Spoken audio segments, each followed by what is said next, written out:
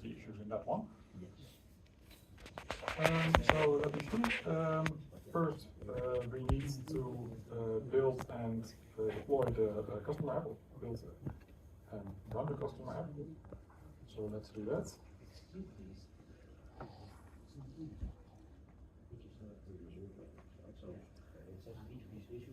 Which I've already done, which very fast.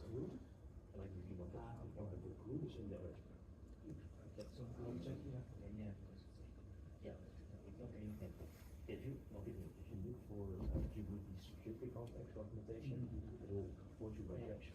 Just the 20. Okay, that's easy. Yeah, this is too far, right? Yeah. So this customer app is by design pretty insecure. The Dockerfile is pretty terrible. So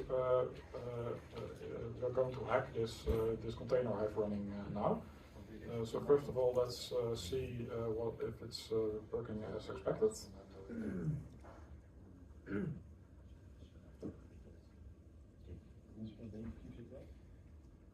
So we go to this is not what I wanted. So if I go to the customer -all endpoint, it's working fine. So that's great. But now we're going to play the evil hacker, and we're going to destroy this app, which we can do because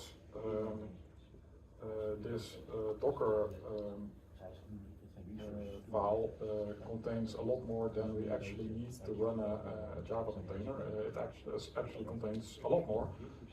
We're using a Maven base image with JDK 17. To which we copy the source code, after which we build the image, and we run it, which works. Only the problem is now we are running an app in production together with the source code, as well as JDK, as well as Maven, which is a lot more than you need, because you only need a runtime environment to run a job, right? And this can be exploited by a hacker who is able to break out through the outsides of your security into the container. So what a hacker can do, for example, is now I need a command for that because it's a bit long.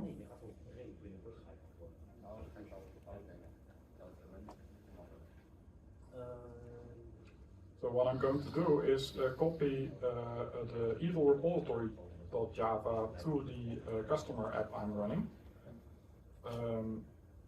And this evil repository, you may have checked for yourself. Instead of giving me a list of customers, it throws a runtime exception that an evil hacker has destroyed my app. I just copied the file. That does not do anything by itself, but I can go into the Docker image I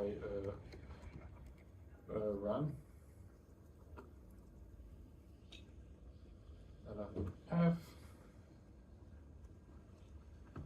And since I'm accessing inside the Docker container, I have access to Maven and Java. I can do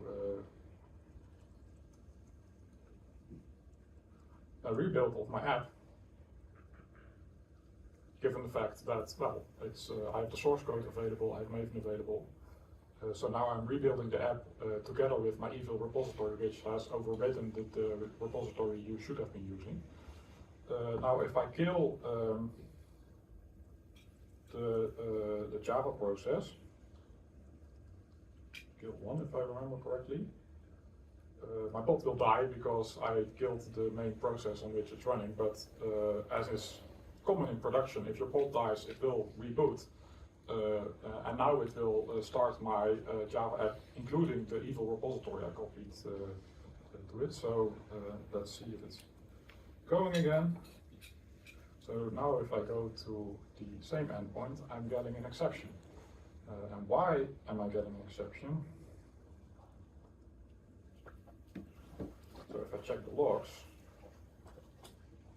oh no! An evil hacker has destroyed my app. So this is why you don't want to include source code, Maven, the JDK, etc., inside of your Docker image, you need those tools to build your jar, but you don't want it included in your runtime app. So we've provided you with a solution. Let me see.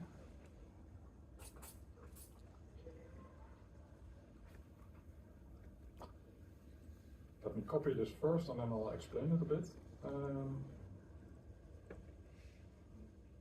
So what I've done now is I've segregated the build process from the runtime process. So we are using different Docker build steps.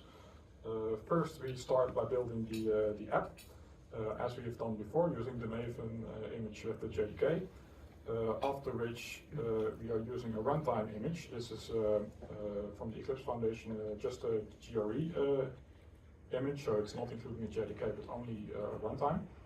To which we copy our build jar from the previous layer, the build image. And what we do here as well is we are using not using the admin user, but we are specifying a specific user. So if we are building the image again,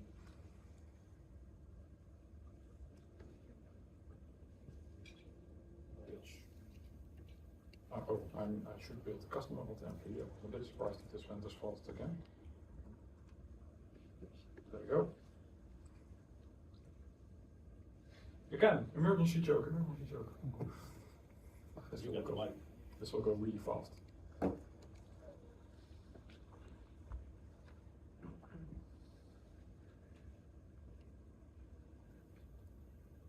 It's better than watching paint dry. Is it?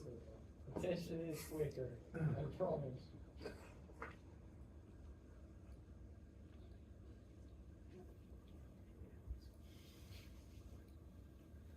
Oh, it's not that slow, I mean, but still, it's a bit an awkward. In the meantime, can you please update the steps you did before to break the application?